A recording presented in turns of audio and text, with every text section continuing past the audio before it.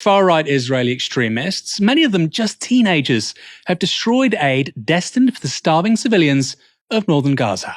The convoy of aid trucks was attacked on Monday afternoon at a checkpoint west of Hebron in the occupied West Bank. Protesters blocked the convoy before climbing onto the 9 trucks and tipping towers of boxes and aid parcels into the road.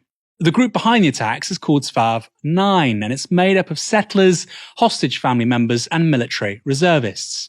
But it wasn't just adults taking part. Children wielding Israeli flags got involved too, jumping on packages while being cheered on by their parents. After the attack, piles of aid were left strewn across the road, forcing some drivers to dig their trucks out of heaps of spilled sugar and other goods.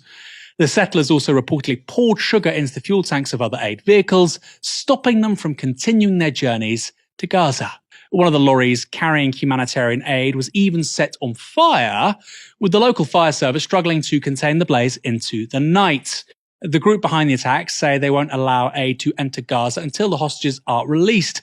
That's, of course, collective punishment of the civilian population. And according to witnesses, it appeared to have the endorsement of Israel's security services. A human rights activist, Sapir Slotka, saw the attack and told Israel's Net News this.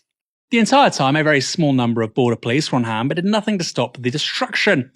Even when human rights activists who asked them to help were threatened by knife-bearing settlers. Even though the incident began in the morning hours, the troops did not call for reinforcement or attempt to block the settlers, some of whom were minors and some armed.